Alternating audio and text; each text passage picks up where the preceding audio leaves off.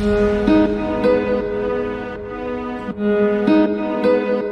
this lecture on atomic structure, and we will discuss some of the more numericals today. Let us today discuss numerical number 6. What does question 6 reads? The transition from state n is equal to 4 to n is equal to 3 in a hydrogen-like atom. In a hydrogen-like atom. That means atom having only one electron. Results in ultraviolet radiation. Infrared radiation will be obtained in transition 2 to 1, 3 to 2, 4 to 2, 5 to 4. Question कहता है अगर hydrogen like atom में electron jump करेगा from n is equal to 4 orbit to n is equal to 3 orbit और from n is equal to 4 energy level to n is equal to 3 energy level, तो question वहीं से कहता है कि suppose उस वक्त जो फोटॉन इमिट हुआ वो फोटॉन जो था that belongs to ultraviolet region. The transition from state n is equal to 4 to n is equal to 3 in hydrogen-like atoms results in ultraviolet radiation. Means जो फोटॉन निकला होगा वो बिलोंग करता होगा अल्ट्रावायलेट रीजन को, as per this question. Suppose किया इसने. Then infrared radiations, that means photon which belongs to the infrared region will be obtained in transition. इन ट्रांजिशनों में किस ट्रांजिशन में फिर इंफ्रारेड रेडिएशन इमिट होगी, इंफ्रारेड रेडिएशन इमिट होगी. ये कैसे हम करेंगे? पहले हमें पता है कि जो वेवलेंथ ऑफ इंफ्रारेड रेडिएशन होती है वो होती है greater than wavelength of ultraviolet radiation. Ultraviolet जो है वो हाईली एनर्जेटिक मींस वेवलेंथ कम है, फ्रीक्वेंसी ज्यादा है. सबसे ज्यादा वेवलेंथ रेड को है. रेड के बाद जिसको वेवलेंथ होगी वो होगी क्या? infrared. Let us do this question. Lambda IR, that means infrared radiations, wavelength of infrared radiations, ठीक है ना, is greater than lambda UV, ultraviolet. Ultraviolet light की wavelength कम होती है, infrared की क्या होती है? ज्यादा. अब हम देखेंगे वेवलेंथ और एनर्जी के दरमियान थोड़ी सी यहां रिलेशन. आपको पता है energy of radiation, energy of photon यानी एनर्जी जो होती है वो होता है h न्यू और E is equal to h nu जो होता है c बाय लैम्डा. सिखाया है wave velocity is equal to frequency into wavelength. h भी कांस्टेंट, c भी कांस्टेंट. इसका मतलब है जो E है that is inversely proportional to lambda और lambda is inversely proportional to E. जब एनर्जी कम होगी तब वेवलेंथ ज्यादा होगी. अब हम देखेंगे चूंकि हाइड्रोजन लाइक एटम है, अब हम देखेंगे इन ट्रांजिशंस में एनर्जी किसको कम होगी. जिसको एनर्जी कम होगी, ठीक है ना, वही ट्रांजिशन पॉसिबल होगी. क्यों? ज्यादा एनर्जी कम, वेवलेंथ ज्यादा. तो हमें ये वेवलेंथ निकालनी है. वेवलेंथ किसको ज्यादा होती है? इंफ्रारेड को. अब हम इन ट्रांजिशंस में देखेंगे किसको एनर्जी ज्यादा होगी, किसको एनर्जी कम होगी. पहली ट्रांजिशन क्या है? पहली ट्रांजिशन जो है इलेक्ट्रॉन ने जंप किया है from orbit number 2 to orbit number 1, ठीक है, from level number 2 to level number 1. जो यहां एनर्जी इमिट हुई होगी वो होगी E2 माइनस E1. जो यहां एनर्जी फोटॉन की इमिट होगी वो होगी E2 माइनस E1, है ना. तो वो होगी बराबर E2 आपको पता है वो है -3.4. E1 आपको पता है ग्राउंड स्टेट वाला वो है माइनस बनेगा प्लस 13.6, ठीक है. तो वो कितना बनेगा बच्चों? शाबाश. वो कितना बनेगा? 13.6 minus 3.4. This is 2, this is 10.2, ठीक है ना. This is 10.2 electron volt. इस ट्रांजिशन में जो एनर्जी इमिट हुई वो है 10.2 इलेक्ट्रॉन वोल्ट. आप इसके बाद वाली देखेंगे. दूसरी क्या है? 3 to 2. वहां देखो from energy level 3 to energy level 2. जो फोटॉन इमिट हुआ होगा उसकी एनर्जी किसके बराबर होगी? E3 माइनस E2 होगी ना. E3 minus E2. अरे तो E3 किसके बराबर है? शाबाश. E3 है -1.5, ठीक है. E2 किसके बराबर है? -3.4, माइनस माइनस क्या बनेगा यहाँ प्लस, ये बनेगा +3.4। ठीक है, इसको करो भाई, ये हो गया 3.4 माइनस 1.5, 14 में से 5 काटो डाउन, यहां पर क्या रहेगा 2 में से 1 काटो तो 1, ये बनेगा 1.9 इलेक्ट्रॉन वोल्ट। ठीक है, अब कौन सी ट्रांजिशन है? 4 to 2, यानी इलेक्ट्रॉन ने जंप किया फ्रॉम लेवल 2 टू लेवल 4, तो निकालो उसके लिए क्या एनर्जी होगी शाबाश? E4 minus E2। जरा E4 बताओ क्या है? E4 है 0.85, है ना, -0.85 है ना भैया। E4 किसके बराबर है शाबाश? -0.85, शाबाश, माइनस माइनस है प्लस 3.4, है ना। E2 कितना है शाबाश? E2 कितना है? -3.4, माइनस माइनस बनेगा +3.4। करो कैलकुलेट एनर्जी शाबाश, ये हो गया 3.4 माइनस 0.8, 14 में से 8 काटो, हो गया 6। ठीक है ना, 3 में से ये रहेगा 2, ये आएगा 2.6, कितना आया ये शाबाश? 2.6 इलेक्ट्रॉन वोल्ट। अब लास्ट चलो फोर्थ क्या है? E5 minus E4। देखो भाई, E5 माइनस E4, E5 होता है 0.54 माइनस 0.54। E5 इलेक्ट्रॉन जब किस लेवल में? n is equal to 5th orbit पे, ये रिलेशन है ना ऐसे, E is equal to -13.6 divided by 5 square. ठीक है ना, ठीक है ना। तो E5 किसके बराबर है? जरा देखो, माइनस शाबाश 0.54, माइनस माइनस हो गया प्लस, E4 है 0.85, इन दो को माइनस करो, कितना आएगा शाबाश?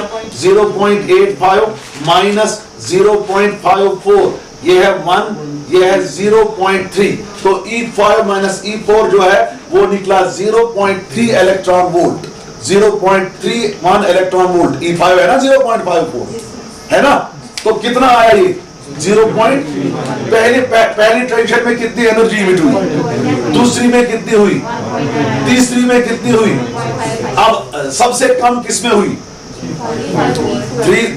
E5 माइनस, यानी जब इलेक्ट्रॉन ने जंप किया फ्रॉम 5th ऑर्बिट टू, इसमें एनर्जी कम आई, इसमें वेवलेंथ क्या होगी? ज्यादा। तो इसका मतलब है इनमें से कौन सी ट्रांजिशन इमिट करेगी फिर इंफ्रारेड फोटॉन? अगर 4 to 3 वो है, कौन सी करेगी शाबाश? 5 to 4। Therefore the photon, infrared photon will be emitted when the electron jumps from 5th orbit to 4th orbit। बात समझाई? कैसे किया मैंने? पहले ये लिखा lambda IR is greater than lambda UV, फिर ये फार्मूला लगाई, यहाँ लैम्डा और एनर्जी के दरमियान रिलेशन निकाली, तो यहाँ मैंने देखा जब एनर्जी कम होगी तब लैम्डा ज्यादा होगा। इनमें से मैंने हर एक ट्रांजिशन की एनर्जी निकाली, तो इसमें मुझे निकला कि 5 to 4 जब इलेक्ट्रॉन ने जंप किया तो एनर्जी जो इमिट हुई वो कम हुई थी। ठीक है ना, तो लिहाजा वहीं पर जो आपका क्या होगा, वहीं पर जो आपका वेवलेंथ होगा इस ट्रांजिशन के लिए वो ज्यादा होगा। ठीक है ना, जब वेवलेंथ ज्यादा होगा तो इसका मतलब है यहाँ पर फोटॉन जो होगा दैट विल बी इंफ्रारेड। ठीक है, this completes this beautiful numerical. तो क्या कह रहा बच्चों? Calculate the highest frequency of emitted photon in the Paschen series of spectral lines of the hydrogen atom. Calculate the highest frequency. Highest frequency. Frequency ज्यादा होगी तब जब एनर्जी ज्यादा होगी। एक स्पेक्ट्रम में एनर्जी कब ज्यादा होगी? जब इलेक्ट्रॉन जंप करेगा from n is equal to infinity orbit to the ground state। ठीक है ना, n is equal to infinity orbit to the ground state, या उस सीरीज में जो ऑर्बिट होगा। ठीक है ना, उस सीरीज में जो ऑर्बिट होगा, एक सीरीज वो है लेमन सीरीज के लिए, not in the ground state, not in the ground state, sorry. फर्ज करो इलेक्ट्रॉनिक जंप्स एंड हो गए फर्स्ट ऑर्बिट में, तो सबसे ज्यादा फ्रीक्वेंसी तब इमिट होगी जब इलेक्ट्रॉन जंप करेगा from n is equal to infinity orbit to n is equal to 1 orbit। अगर इलेक्ट्रॉनिक जंप्स एंड हो गए सेकंड ऑर्बिट में, तो सबसे ज्यादा फ्रीक्वेंसी तब इमिट होगी जब इलेक्ट्रॉन जंप करेगा from infinity to second orbit, इसीलिए थर्ड ऑर्बिट, इसीलिए थर्ड ऑर्बिट के लिए, फोर्थ ऑर्बिट के लिए, एंड सो ऑन। तो क्वेश्चन कहता है calculate the highest frequency of emitted photon in the Paschen series of spectral lines of hydrogen atom. पहले हमें देखना है पास्टन सीरीज कब इमिट होती है? When the electronic jumps and in what orbit? Third orbit. तो इस सीरीज में जो हाईएस्ट फ्रीक्वेंसी इमिट होगी वो होगी तब जब इलेक्ट्रॉन ने जंप किया होगा इन्फिनिटी से किस ऑर्बिट पर। तो इसके लिए जो आपका n1 होगा वो होगा 3, n2 जो होगा वो होगा इन्फिनिटी। ठीक है ना। अब पहले हम फ्रीक्वेंसी की इजी फार्मूला देखेंगे क्या होगी। ठीक है ना। Let us solve this question. Frequency के लिए आपको फार्मूला है, आपको पता है h न्यू जो होता है एनर्जी ऑफ फोटॉन वो होता है -2 pi square m for hydrogen 2 pi square m k square e raise to power 4 divided by h square into 1 by n1 square minus 1 by n2 square. ये है energy of electron when it jumps from an orbit having principal quantum number n1 to n2। ठीक है ना, या n2 to n1 sorry. तो इसमें frequency निकालो, ये न्यू बनेगा आपका -2 pi square m k square e raise to power 4 divided by h cube आएगा ना into 1 by n1 square minus 1 by n2 square. ठीक है। अगर यहां C होगा, सी एच क्यूब होगा, तब ये कांस्टेंट जो है ये रेडबर्गस कांस्टेंट है। अब यहां किसकी जरूरत है? C की। मैं ऐसे लिखूंगा न्यू इज इक्वल टू, ये प्लस है यहां पर, माइनस नहीं है, this is plus, sorry this is plus, ये तो हमने माइनस कॉमन निकाला ना, तो ये प्लस है, यहां पर प्लस है, दिस इज प्लस। तो ये होगा 2 pi square m k square e raise to power 4 into C divided by CH cube into 1 by n1 square minus 1 by n2 square। ठीक है, ठीक है। ये चीज जो है, ये चीज दिस इज रेडबर्गस कांस्टेंट, तो ये न्यू निकलेगा मुझे बराबर RC into 1 by n1 square minus 1 by n2 square। ये RC निकलेगा किसके बराबर शाबाश, क्योंकि ये R है इसीलिए मुझे C की जरूरत है, तो ये बन गया RC nu is equal to RC into 1 by n1 square minus 1 by n2 square. चूंकि सीरीज कौन सी है? Paschen series. पास्चन सीरीज के लिए n1 क्या है? 3। हम लिखेंगे for Paschen series electronic jumps जो है वो एंड होते हैं थर्ड ऑर्बिट में, लिहाजा n1 कितना होगा? 3। तो न्यू बन गया आपको RC into 1 by 3 square minus 1 by n2 square। अब आपको फ्रीक्वेंसी, ये निकली फ्रीक्वेंसी के लिए फार्मूला, किस सीरीज के लिए? पास्चन सीरीज के लिए। यहां पर आप 4 to 3rd ऑर्बिट की फ्रीक्वेंसी निकाल सकते हो, 5th to 3rd ऑर्बिट की फ्रीक्वेंसी निकाल सकते हो, 6th to 3rd ऑर्बिट के लिए जो ट्रांजिशन होगी उस फोटॉन की फ्रीक्वेंसी निकाल सकते हो, 7th orbit to 3rd orbit का जो फोटॉन इमिट होगा उसकी फ्रीक्वेंसी निकाल सकते हो। हाईएस्ट फ्रीक्वेंसी कब इमिट होगी? जब इलेक्ट्रॉन जंप करेगा from infinity to 3rd orbit. ठीक है ना, उस वक्त एनर्जी ज्यादा होगी। हम लिखेंगे highest frequency will be emitted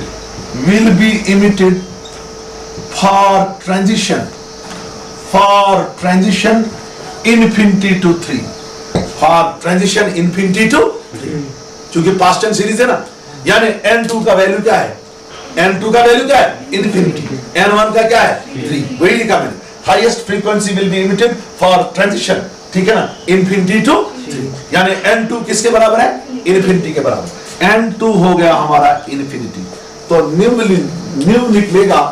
new निकलेगा हमारा RC, ठीक है ना, into 1 by 3 square minus 1 by infinity square.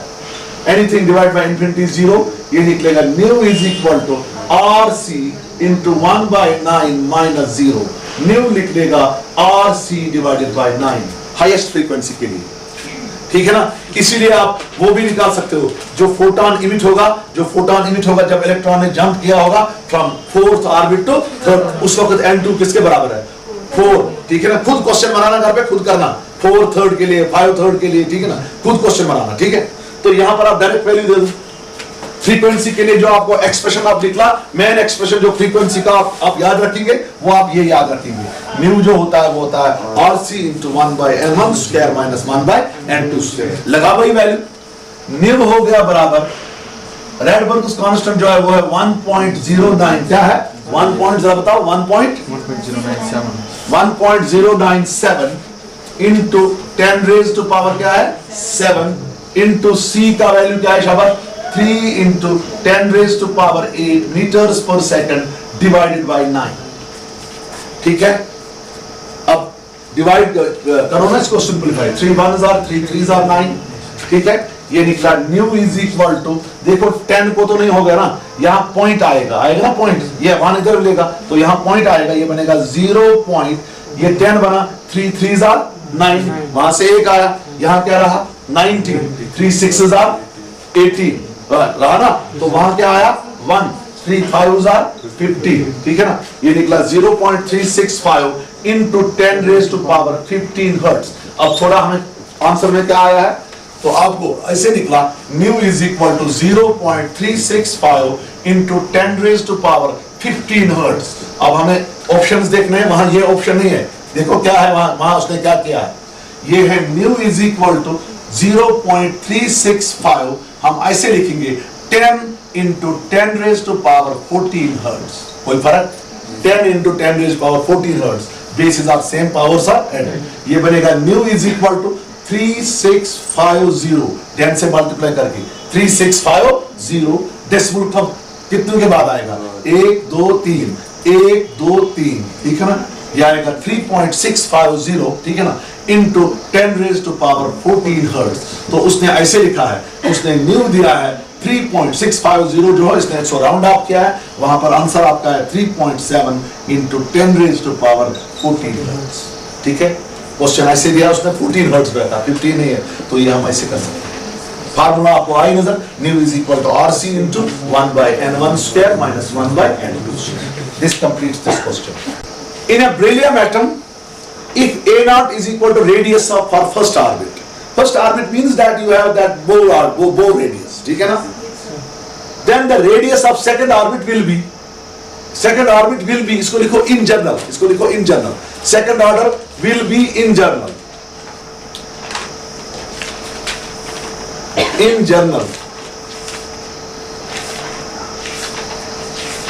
सीधे आपको फार्मूला लिखनी है।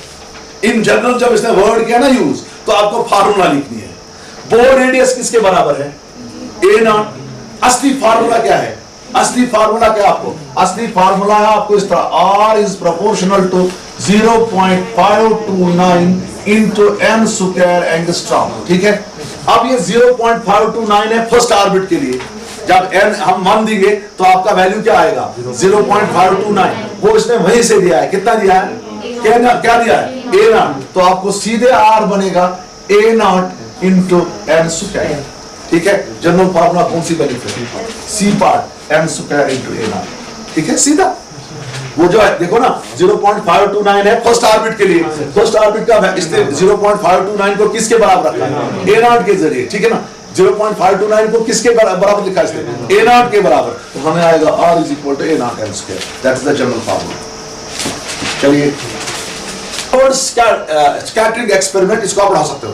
इन a Rutherford scattering experiment, when a projectile of charge Z1, projectile होगा वो पार्टिकल जिसको हम फेंकते हैं, ठीक है ना, यानी वहां हमें अल्फा पार्टिकल प्रोजेक्टाइल था। रदरफोर्ड स्कैटरिंग एक्सपेरिमेंट में जो प्रोजेक्टाइल था ना, वो कौन था, अल्फा पार्टिकल, जिस पे वो स्ट्राइक करता था उसको कहते हैं target.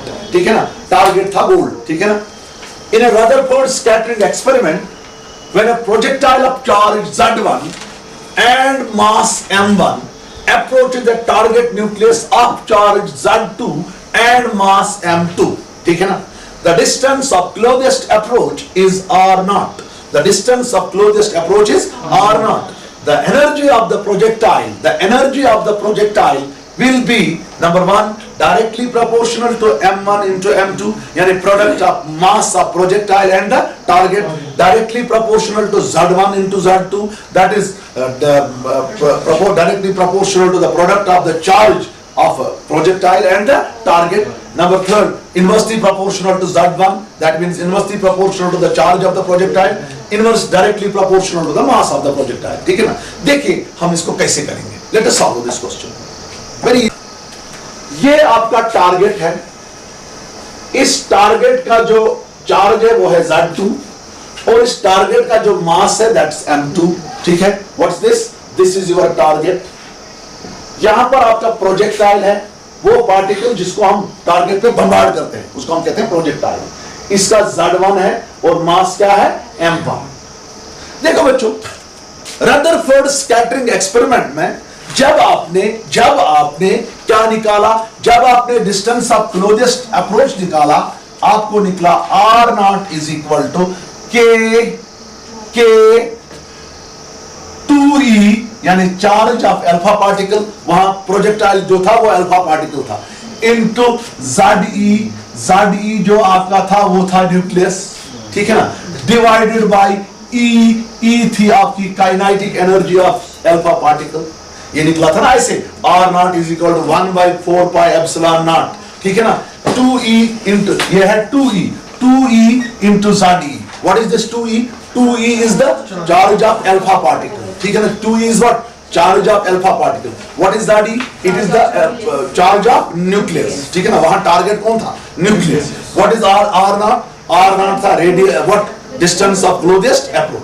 What is E? E थी आपकी काइनेटिक एनर्जी ऑफ प्रोजेक्टाइल जिससे हमने अल्फा पार्टिकल को लगाया था। जरा E निकालेंगे, E होगा फिर K into 2E into ZE divided by R0। अब देखो क्वेश्चन की तरफ आ जाओ। जो प्रोजेक्टाइल है उसकी चार्ज क्या है? यहां पर क्या थी? 2E। यहां पर क्या है? तो हम लिखेंगे यहां पर फॉर ए गिवन क्वेश्चन ये ऐसे बनेगा, E is equal to K, शाबाश, जो आपका प्रोजेक्टाइल है उसकी चार्ज जो है वो है Z1, ठीक है ना। जो आपका टारगेट है उसकी चार्ज क्या है? शाबाश, Z2, ठीक है ना, डिवाइडेड बाय है आपका R0। R0 के बदले वहां दिया है कैपिटल R0। अब जो हमारी एनर्जी है वो किसको डायरेक्टली प्रोपोर्शनल है? Z1 into Z2। बड़ी बार ये क्वेश्चन आया, Z1 इंटू Z2, ठीक है। ये देखना है, वहां पर असली एक्सपेरिमेंट में चार्ज है, अल्फा पार्टिकल लेते हैं, उसकी चार्ज 2e है, लेकिन यहां जो प्रोजेक्टाइल दिया उसकी चार्ज क्या है? Z1।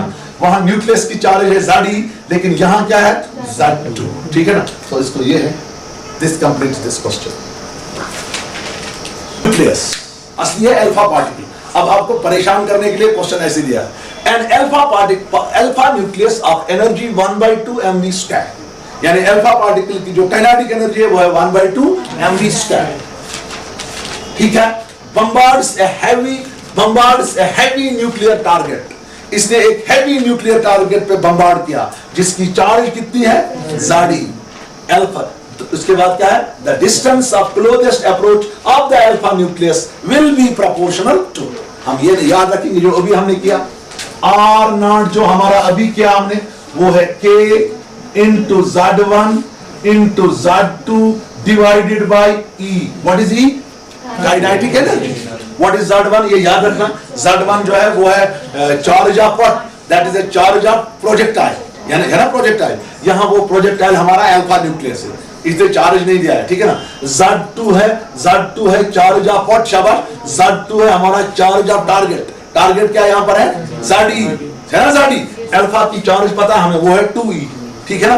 तो हम ऐसे लिखेंगे R0 is equal to K, शाबाश, अल्फा की चार्ज मुझे पता है 2E इंटू ZE। ये बेसिकली ऐसे है ZE, दिस इज एक्चुअली इस तरह है ZE divided by kinetic energy of alpha particle मुझे पता है वो होगी 1/2 mv², ठीक है। अब देखो जो डिस्टेंस ऑफ क्लोजेस्ट अप्रोच है that is inversely proportional to the mass of the projectile, सीधे है ना। R0 is inversely proportional to m। What is m? m is the mass of the projectile, ठीक है ना, ठीक है ना। इनवर्सली प्रोपोर्शनल टू ZE को नहीं है, inversely directly proportional to v² नहीं है, ठीक है ना। तो यहां पर जो आपका जो R0 है that is inversely proportional to the mass of the projectile, that means to the mass of the alpha particle, ठीक है ना।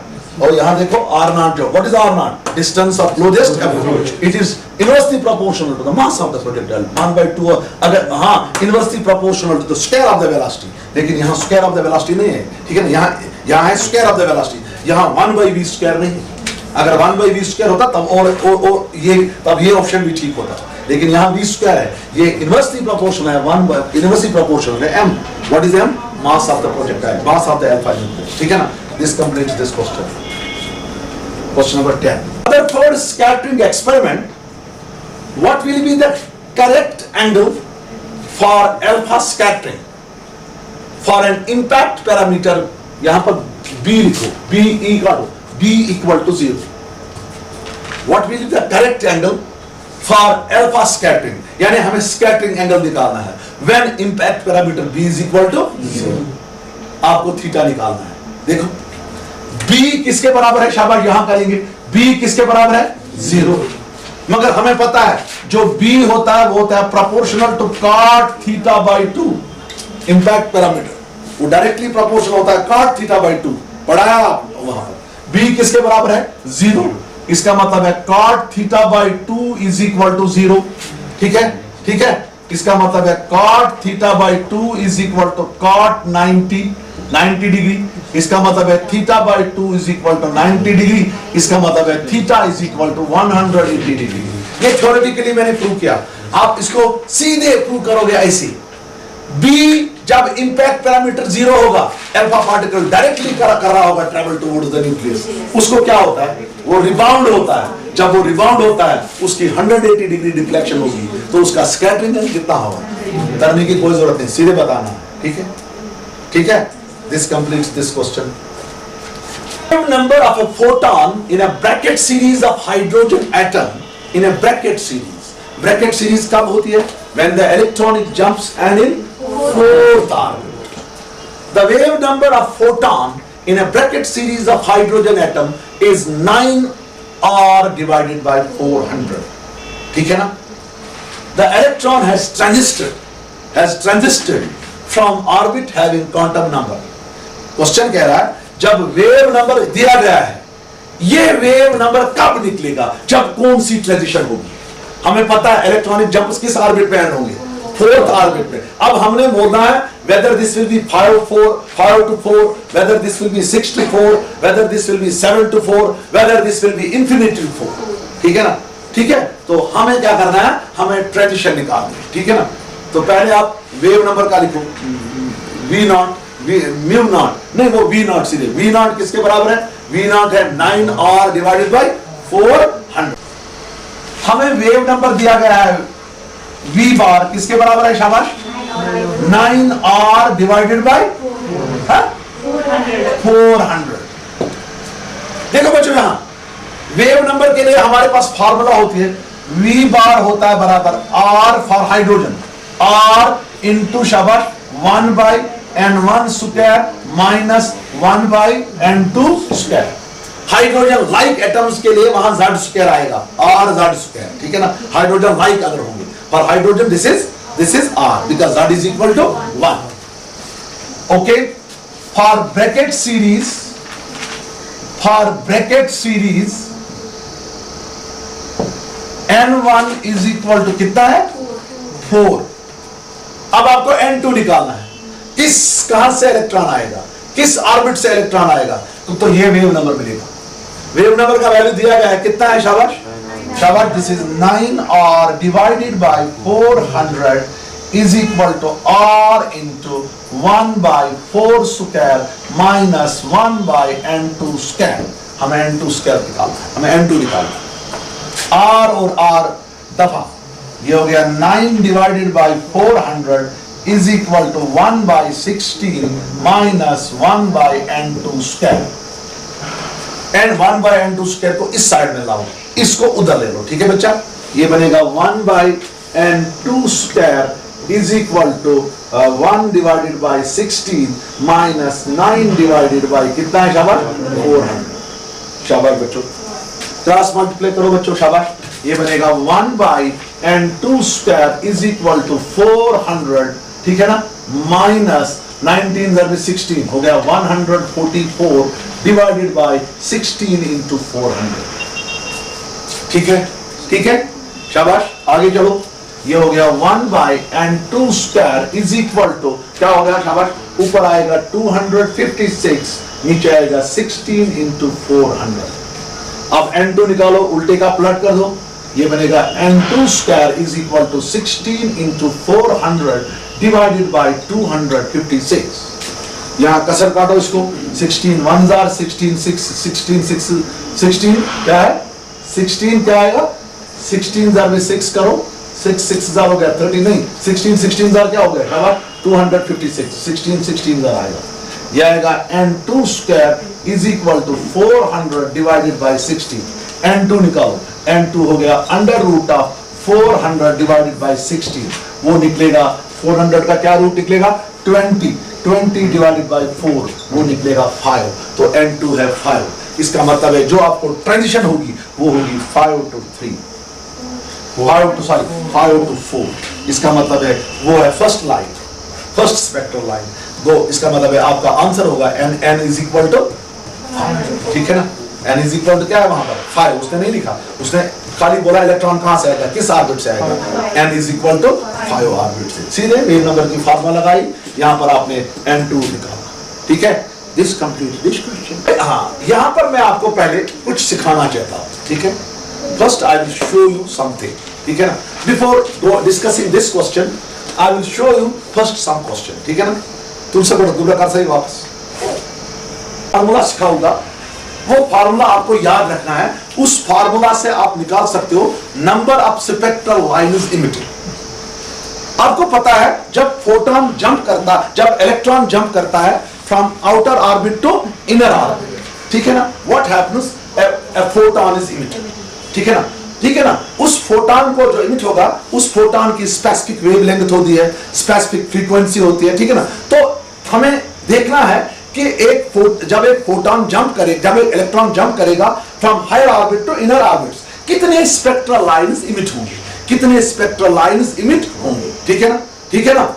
अगर एक इलेक्ट्रॉन जंप करेगा from higher energy orbit to lower energy orbit, तो हम देखेंगे कि how many spectral lines will be emitted, how many spectral lines will be emitted. उसके लिए एक फार्मूला है, वो फार्मूला आपको याद रखना है। देखो, नंबर ऑफ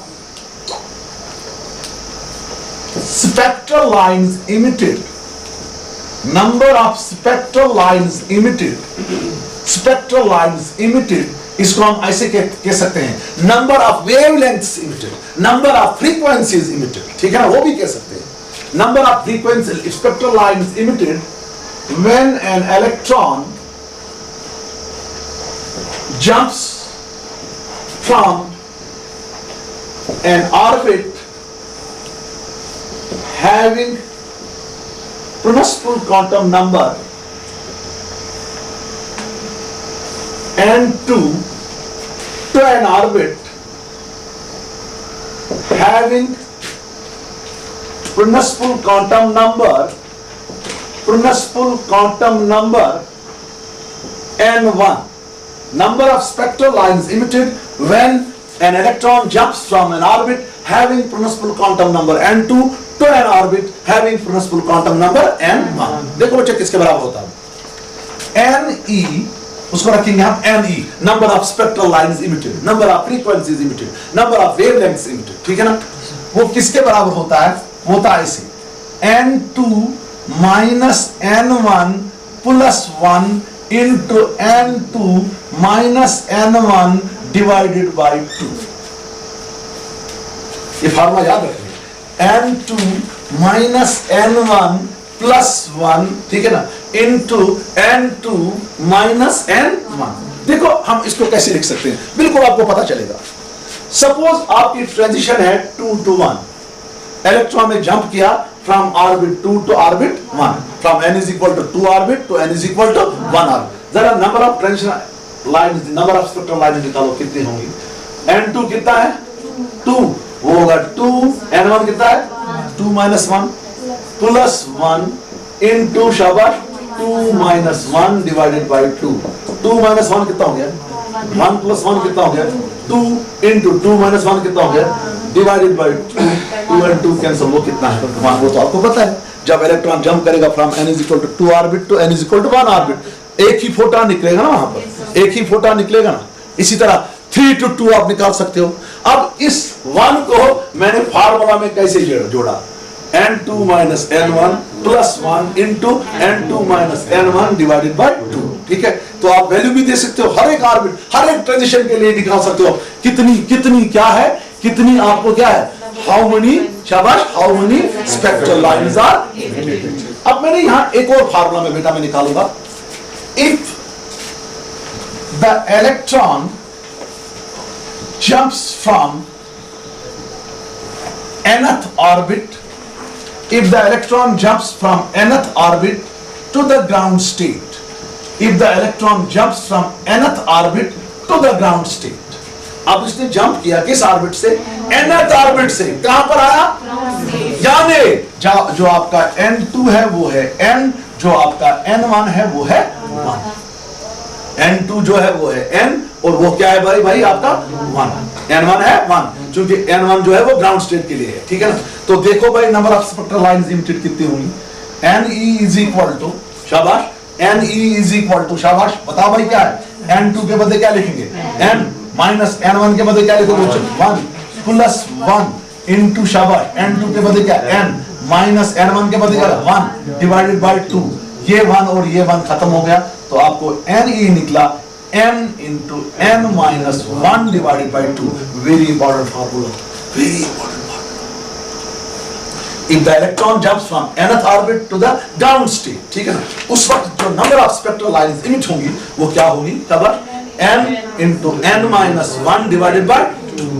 बहुत इंपॉर्टेंट फार्मूला, ठीक है, यही फार्मूला मैं इस क्वेश्चन में यूज करूंगा। ठीक है, आया समझे, आया समझे, शाबाश। Let us do the question. Potential of hydrogen atom is 13.6 volt। What is ionisation potential? What is ionisation potential? The potential through which the electron is accelerated so that it is taken from down state to n is equal to e is equal to बोतली से दिया गया। Hydrogen atoms in the ground state are excited। अब hydrogen atoms जो electrons होंगे वो ground state पे हैं, वो तो ऊपर नहीं जाएंगे ना, n is equal to infinity पे खुद नहीं जाएंगे, उनको तो हमें एनर्जी देनी है, वो एनर्जी वो एब्जॉर्ब करेंगे, फिर वो जंप करेंगे वहां पर। ठीक है ना, कहता है हाइड्रोजन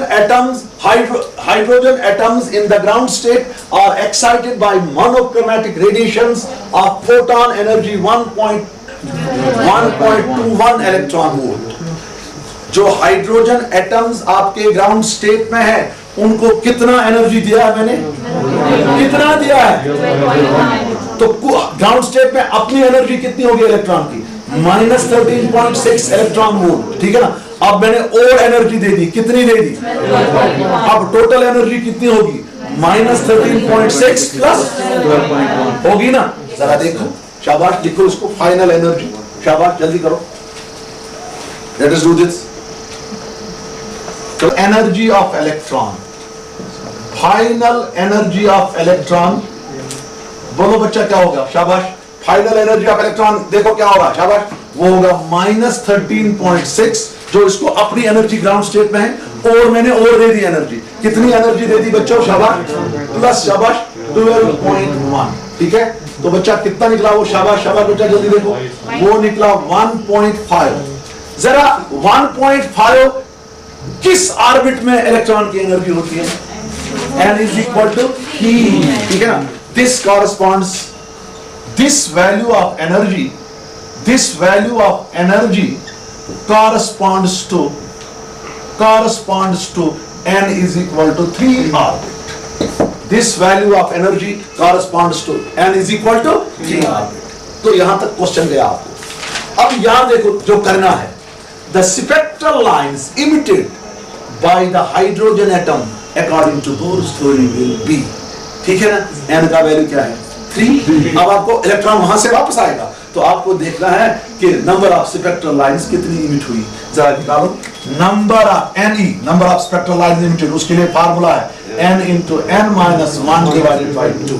ठीक है, ठीक है, तो लगाओ भाई वैल्यू, n कितना है, शाबाश, 3, this is 3 into 3 minus 1 divided by 2, this is 3 into 2 divided by 2, this is 3, this is 3, so option number C is उन दो वैल्यू से मैंने n निकाला, फाइनल एनर्जी निकाली। ठीक है, ठीक है, तो फिर वही n मैंने यूज किया for calculating the number of spectral lines. ठीक है मेरी जान, शाबाश।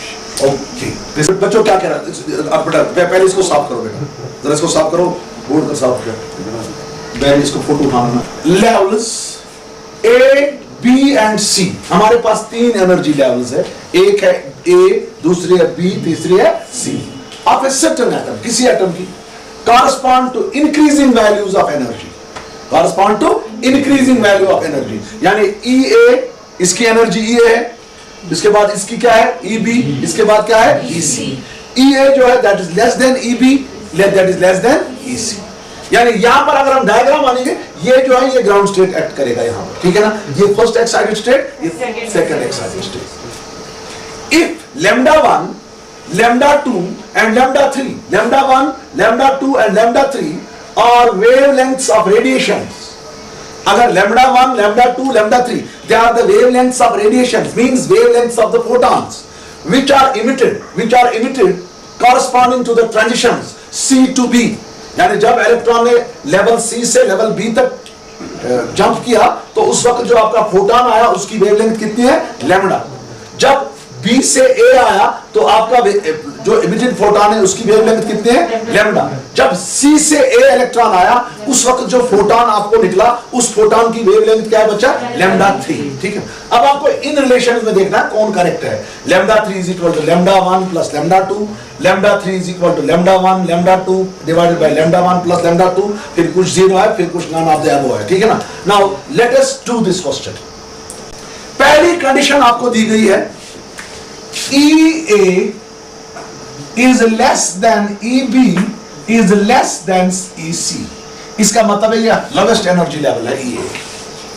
अब देखो बच्चों, पहली ट्रांजिशन जो है वहां पर इलेक्ट्रॉन ने जंप किया है फ्रॉम लेवल C टू लेवल B। ठीक है ना। जो फोटोन इमिट हुआ है उसकी वेवलेंथ क्या है, देखो अगर इलेक्ट्रॉन जंप करेगा फ्रॉम ऑर्बिट 2 टू ऑर्बिट 1, यानी लेवल 2 टू लेवल 1, उस वक्त जो फोटोन की एनर्जी होती है h न्यू, वो होता है E2 माइनस E1। ठीक है। इन टर्म्स ऑफ वेवलेंथ अगर लिखेंगे हम, ये होगा hc डिवाइडेड बाय लैम्डा, क्योंकि न्यू जो है वो है c by lambda, is equal to E2 minus E1। यही फार्मूला हम लगाएंगे। ये देखो पहला फोटोन, पहला इलेक्ट्रॉन जो आया आपको वो तो C टू B आया। ठीक है ना। तो उसकी एनर्जी किसके बराबर होगी, वो होगी hc by lambda 1, hc by lambda 1 is equal to EC minus EB, क्योंकि इलेक्ट्रॉन कहां से आया, C टू B। ठीक है ना। For transition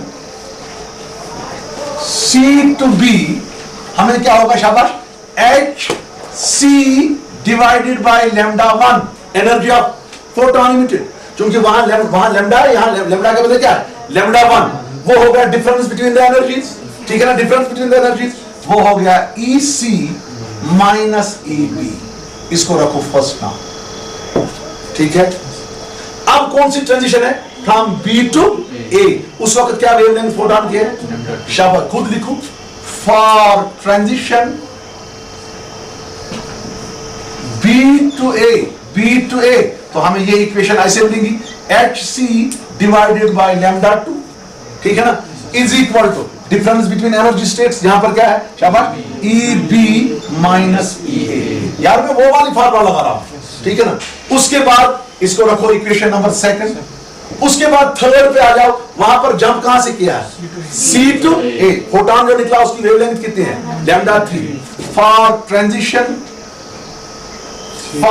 transition C to A, तो आपका फोटोन जो है वो उसका एनर्जी क्या होगा, hc divided by lambda 3 is equal to EC minus EA।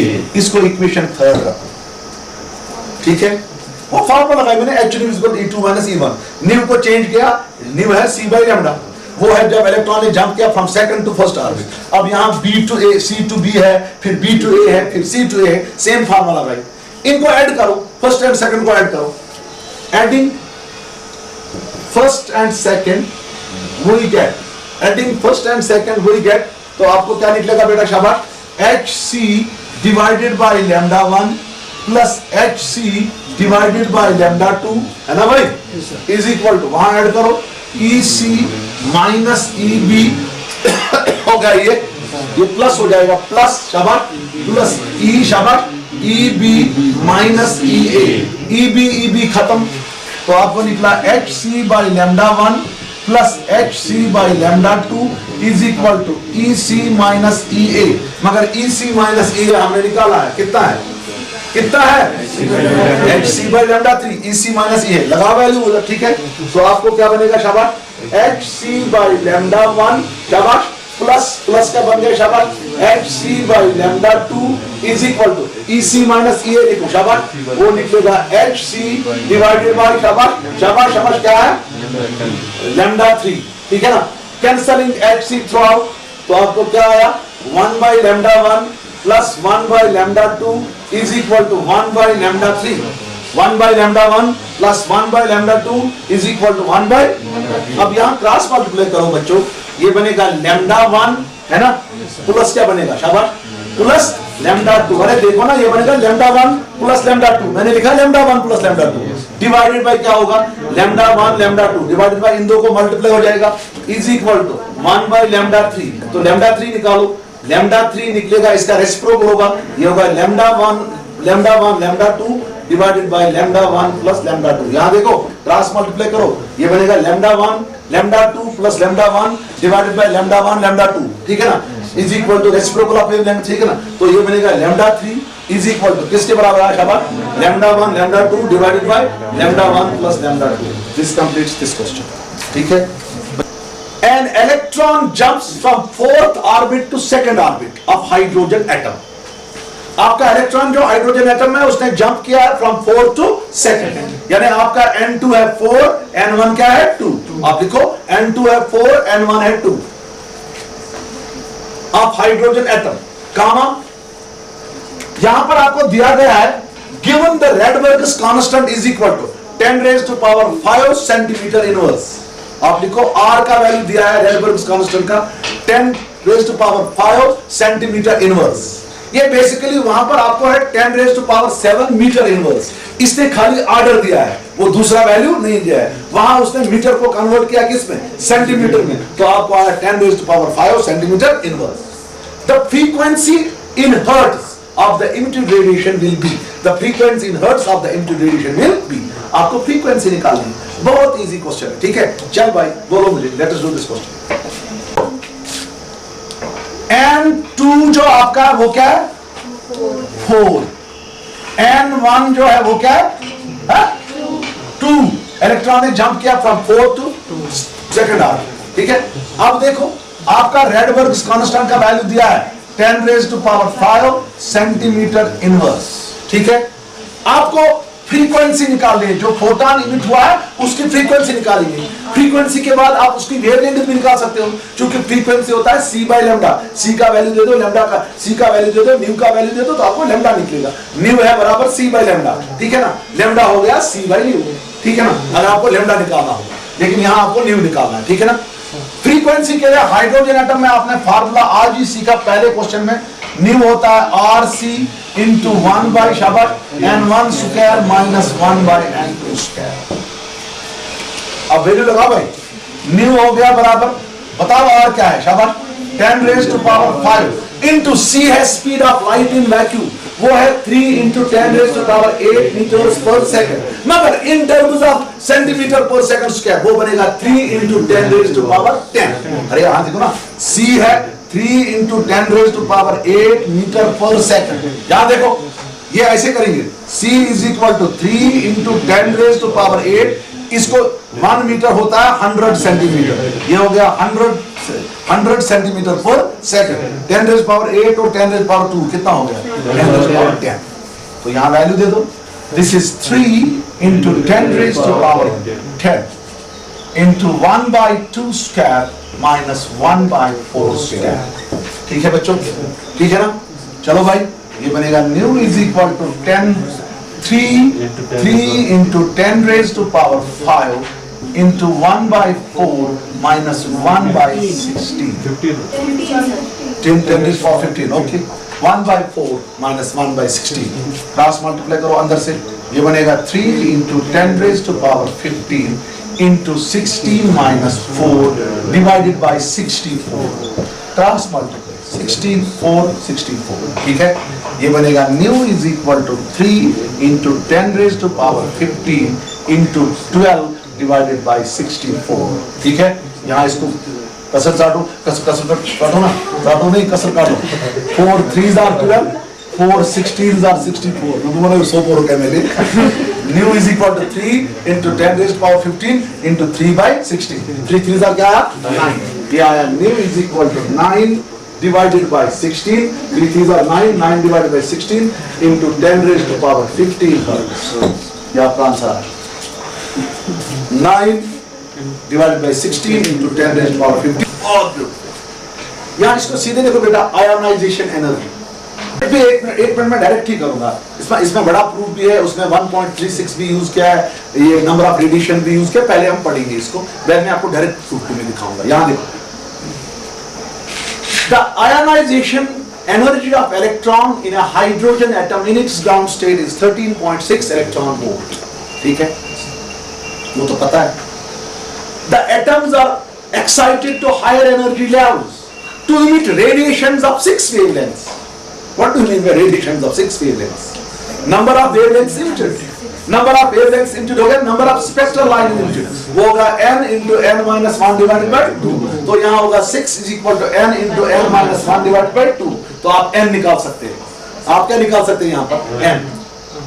आपको देखना है maximum wavelength of emitted radiation corresponds to transition between, ठीक है ना, transition between।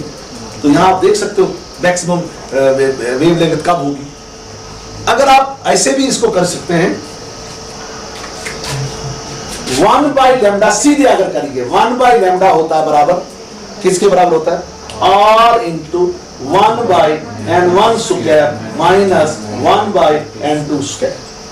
लैम्डा मैक्सिमम होगा, लैम्डा कब मैक्सिमम होगा, यहां क्या लिख रहा है, द मैक्सिमम वेवलेंथ। लैम्डा कब मैक्सिमम होगा, शाबाश, जब आपका n1 और n2 का वैल्यू मैक्सिमम होगा। जरा 3 ट्रांजिशंस में n1 और n2 का वैल्यू कब मैक्सिमम है, कौन सा है, शाबाश, d है, n is equal to 4 to n is equal to 3। क्योंकि यहां पर आपको n जो है वो 3 निकलेगा, जो वो नंबर ऑफ वेवलेंथ्स निकाल के, तो यहां पर सीधे आपका d पार्ट आएगा, ठीक है। चलिए, the Balmer series of hydrogen atom is 6561 angstrom. जो बाल्मर सीरीज है उसमें जो वेवलेंथ ऑफ हाइड्रोजन है किस लाइन के लिए, शाबाश, for first line. Balmer series कब है, उसमें इलेक्ट्रॉनिक जंप्स कब एंड होते हैं, n is equal to 2 orbit में, n is equal to 2 orbit में इलेक्ट्रॉनिक जंप्स खत्म होते हैं, लेमन बाल्मर, ठीक है ना। तो फर्स्ट लाइन होगी कहां से कहां तक, n is equal to 3 to n is equal to 2। The wavelength of second line कहां से होगी, n is equal to 4, n is equal to 2, ठीक है ना। तो आपको निकालना है उस सेकंड लाइन की वेवलेंथ, ठीक है ना। आप लिखो पहले वेवलेंथ, फर्स्ट लाइन जो है उसके लिए वेवलेंथ दिया गया है, क्या है वेवलेंथ, शाबाश, क्या है 6561। सीरीज कौन सी है, शाबाश, सीरीज है आपकी बाल्मर। उसके लिए आपका n1 जो होगा वो कितना होगा, वो होगा 2, ठीक है ना। फॉर फर्स्ट लाइन जो हमारी ट्रांजिशन होगी वो होगी 3 to 2, याद है, n2 कितना होगा 3, n2 n1 कितना होगा 2, ठीक है ना। तो हमारे पास फार्मूला ऐसे है 1/λ1 फार्मूला है ना, is equal to r into 1/n1 square, what is n1, 1/2 square minus 1/3 square, ठीक है। ये बनेगा 1/λ1 is equal to r into 1/4 minus 1/9। ये बनेगा 1/λ1 is equal to r into 9 ones are 9, 4 ones are 4 divided by 36. ये बनेगा 1 by lambda 1 is equal to 9 में से 4 काटो, वो कितना होगा 5, ये बनेगा 5r divided by 36. ठीक है, lambda 1 निकालो, lambda 1 होगा 36 divided by 5r. इसको रखो ऐसे, ये आपने निकाला lambda 1. जब इसने इस lambda 1 का वैल्यू उसने वहीं से दिया है 6561 एंगस्ट्रॉम. अब सेकंड लाइन पे, सेकंड लाइन के लिए देखेंगे. Second line, for second line हमारी ट्रांजिशन कहां से होगी शाबाश? फ्रॉम 4 to 2 ट्रांजिशन होगी 4 to 2. तो वे में lambda 2 रखेंगे, ये होगा 1 by lambda 2, ठीक है ना, is equal to r into शाबाश 1 by 2 square minus 1 by 4 square. ठीक है, ये बनेगा 1 by lambda 2 is equal to r into 1 by 4 minus 1 by 16. ठीक है, ठीक है बच्चों, ये बनेगा 1 by lambda 2 is equal to शाबाश, क्या है ये शाबाश, is equal to r into 16 minus 4 divided by 64. ये बनेगा 1 by lambda 2 is equal to r into 12 by 64. ये बनेगा 1 by lambda 2 is equal to r into 3 by 16. 4 3s are 12, 4 16s are 64. तो lambda 2 देखो कितना आएगा शाबाश, तो आपका lambda 2 जो है वो आएगा 16 डिवाइडेड बाय 3r. आपको ये lambda 2 निकालना है, lambda 1 दिया गया है, ठीक है ना, ठीक है ना. पहले हम इनको डिवाइड करेंगे, उससे r जो है वो खत्म हो जाएगा. डिवाइडिंग सेकंड बाय फर्स्ट, तो आपको क्या मिलेगा, इसको फर्स्ट रखो नाम, ठीक है, इसको सेकंड रखो नाम, ठीक है, डिवाइड करो, डिवाइडिंग फर्स्ट बाय सेकंड, आपको निकलेगा lambda 2 divided by lambda 1 is equal to lambda 2 का वैल्यू दे दो, क्या है 16 डिवाइडेड बाय 3r इनटू इसका जो वैल्यू उसका उल्टा पलट हो जाएगा. ठीक है ना, ये क्या बनेगा शाबाश 5r डिवाइडेड बाय शाबाश 36. ठीक है ना, r और r खत्म. ठीक है, 16 5 क्या हो गया 80. ये हो गया lambda 2 divided by lambda 1 is equal to 80 divided by 3 6 क्या आ गया 18, है ना. 3 3s are 9, 9 प्लस 1 कितना हो गया 10, है ना, 108. तो lambda 2 निकालो, lambda 2 हो गया 80 divided bye 108 into lambda 1. lambda 1 का वैल्यू उधर दिया गया है ना, तो आपका lambda 2 निकलेगा 80 डिवाइडेड बाय 108 इनटू 6561 एंगस्ट्रॉम. तो इसको कैलकुलेट करो, आपको आंसर आएगा. ठीक है, समझ आया ना. पहले lambda 1 निकाला, फिर क्या निकाला आपने शाबाश lambda 2. ठीक है.